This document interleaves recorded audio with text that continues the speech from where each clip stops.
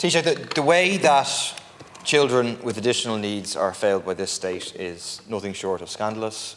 I have no end of parents contacting me on waiting lists for long times, no end in sight. And what it comes down to is understaffing, underfunding of our health service and an absence of therapists. I'll give you one particular type of example, which is massive shortages in terms of speech and language therapists in the Tallaght and Dublin southwest area. I have had multiple parents share their stories with me. I'll give you some. Quote, the waiting lists for our area are much longer than the children she's in class with and live in areas where they aren't having to wait. Unfortunately, the children of Tallaght are disadvantaged due to long waiting lists. Another quote, at the time of assessment, she was the only paediatric speech therapist in the Ballyboden Primary Care Centre. There should be 4. It took several months to fill one position, and that is all they could fill due to an embargo on staffing, which seems insane to me, as I thought the government were full of promises to address services for children's disabilities. HSE has told me there's currently 50% staff vacancies in speech and language therapy department for Dublin South City. It's speech and language, it's other areas as well. I mean, I get answers back from the HSE. I've one here which says we're actively recruiting for its vacancies, the CDNT.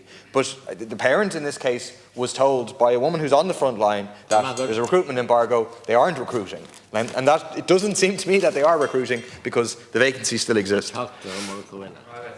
Thanks very much, Ciarán, and thanks to deputies for raising a range of issues. And look, I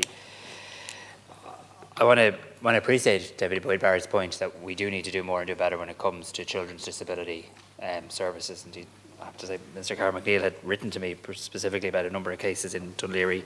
There does seem to be particular concerns in terms of the scale of the teams. Indeed, you've referenced a number of them there today, whether it's Louis or Theo and others as well.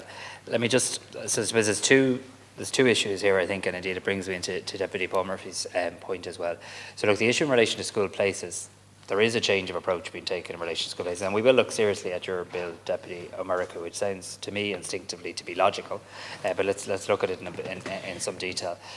There is a forward planning unit that has now been set up in the Department of Education in relation to special schools and children with disability and planning, because it can't be rocket science. People know a child who is X age is going to require a secondary school place, and it seems to me that this hasn't been happening at an early enough point. And it has, like, we'll get to the point. I can stand here today and I can tell you with a degree of confidence that every child will have a school place in September. I get that.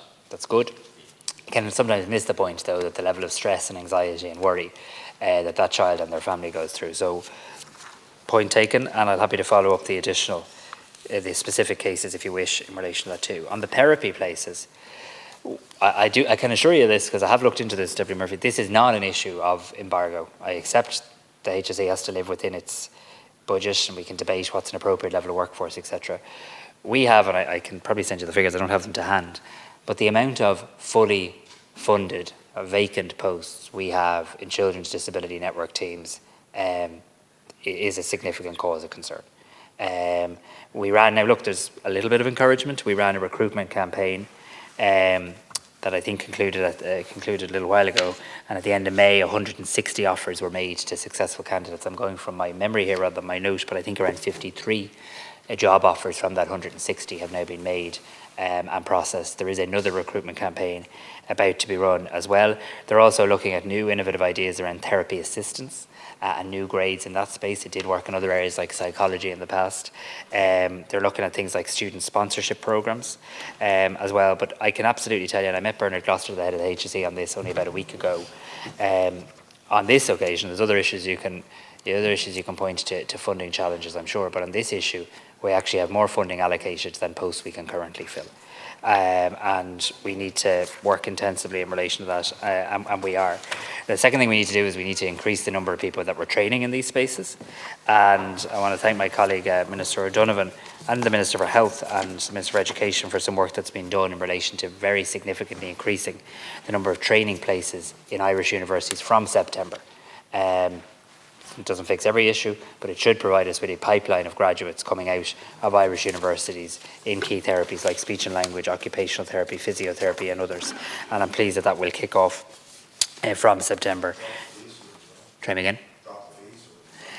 Well, I think there's certainly, there's a very interesting discussion to have, particularly when people do that at master's level. I'm a big fan of reducing fees. I did it twice, but at master's level in particular, I think there is a conversation to be had about if you're willing to work in the Irish Health Service in particular. Is that an intervention that could be made? And that is under active consideration, Deputy as well. Deputy America, I take very seriously the point about the concern of the people who have been talking in relation to Dave, who's due to retire on Monday, but has no wish to retire on Monday, nor do the people of Dundalk wish to see him retire. I will ask my colleague Alan Dillon, who's the Minister of State with responsibility in that department, to see if anything can be done. There's obviously a role for the local authority there as well that I don't wish to speak for, and your office might contact Minister Dillon as well after this, and let's see if there can be clarity brought in relation to that. And look, in relation to Deputy Tobin, I have a detailed note, but not for this question, unfortunately, so I'm happy to write to you on it in relation to children in care who have gone missing in our state.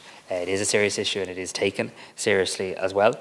And I do believe we need to do more in terms of beefing up our child protection services. I'd argue we have made a number of steps in recent years, whether it's constitutional change, legislative change, the establishment of TUSLA, but certainly your ask, will we do more in relation to the budget in this area, is one that I'll take very seriously. Gurmagat.